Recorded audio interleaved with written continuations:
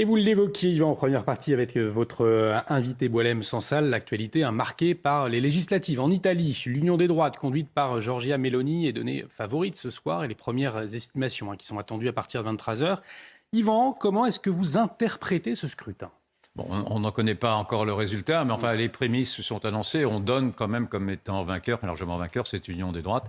Et moi, je vois ça comme une confirmation de ce que j'ai appelé la révolution du réel. C'est-à-dire que cette révolution qui est en train de balayer partout, un peu partout en Europe, les idéologies qui, depuis 40 ans, nous imposaient un modèle de société, le modèle multiculturel, sous prétexte d'antiracisme et de non-discrimination, ce modèle multiculturel qui précisément a fait venir ce dont on parlait tout à l'heure avec Boualem Sansal, cet islam dont on s'aperçoit aujourd'hui qu'il est un islam conquérant et qu'il est un islam qui ne comprend que la force. Et donc je pense que nous assistons là, en Italie comme en Suède il y a 15 jours, et comme demain en Espagne ou ailleurs, et en France peut-être aussi, nous assistons là au réveil des peuples et des nations. Et donc je trouve cela très encourageant.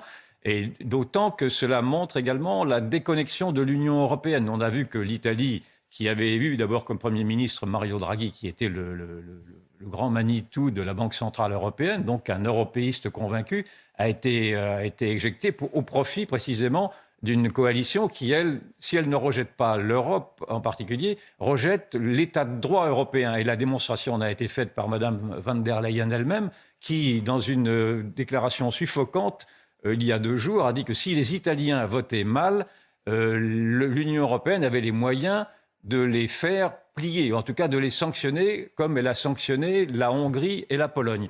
Et donc de voir que cette Union européenne, à travers en tout cas Mme von der Leyen, qui n'a pas d'ailleurs mission à parler de la sorte, qui n'a même aucune légitimité démocratique, s'emploie à vouloir décrédibiliser la voie d'une élection démocratique, en dit long sur la pratique de la démocratie vue par cette Union européenne technocratique qui donne des leçons de démocratie à la Russie. Elle a bien raison en fait d'en donner à la Russie, mais qui ne se les applique pas à soi-même. Et donc, je crois que se met en place aujourd'hui toute une sorte de révélation de ce qu'est le peuple, de la puissance que peut avoir un peuple à se réveiller et de la déconnexion profonde de cette Union européenne qui cautionne encore aujourd'hui cette idéologie, dans le fond, du politiquement correct pour aller vite et qui nous interdisait jusqu'alors de mettre en cause et l'immigration et l'islam. Là, encore une fois, c'est dans tous ces débats italiens, comme dans les débats suédois et comme dans les débats français, ce sont aujourd'hui et l'islam et l'immigration qui rentrent au cœur des préoccupations des Français. Et ce sont les Français qui disent qu'ils veulent reprendre également leur destin. Puis la dernière leçon, c'est que l'union des droites, quand ça fonctionne, ça fait gagner. Donc, avis à ces droites qui, encore en France, se pincent le nez pour se donner la main. Alors que, naturellement, elles ont un boulevard devant elles. En fonction de cette révolution du réel que je vous ai décrite. Véronique, vous parleriez aussi d'un réveil des peuples qui révélerait une rupture avec l'Union européenne ? Alors, un réveil des peuples, oui, certainement, parce que moi, ce qui m'a marqué quand on regardait sur CNews, justement, les réactions des Italiens aujourd'hui qui étaient allés voter, c'était cette femme, Giorgia Meloni. Elle est dans le paysage depuis longtemps, on la connaît, elle assume ses valeurs. C'est la vraie Italie. Alors, évidemment, tous les Italiens n'ont pas voté pour elle, mais c'est valeurs de la famille, de la patrie, de la foi en Dieu. Donc ça, c'est quand même très politiquement incorrect en France, mais enfin, en Italie, ça se passe très bien. Elle est patriote, c'est pas un gros mot, elle l'a dit dans plusieurs meetings.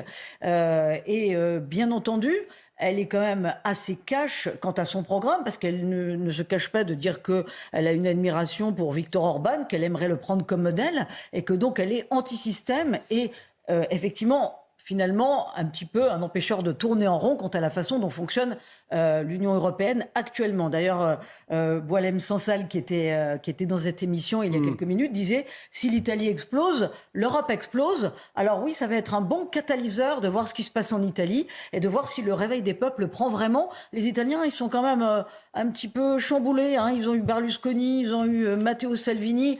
Et là, ils ont une femme aussi. C'est quand même tout un symbole de voir cette femme qui assume des valeurs personnelles, mais aussi politiques. Donc, il y a quand même un agrégat de choses qui fait que ça va être intéressant de voir ce qui se passe. Et des estimations attendues, je vous le disais, un peu après 23h.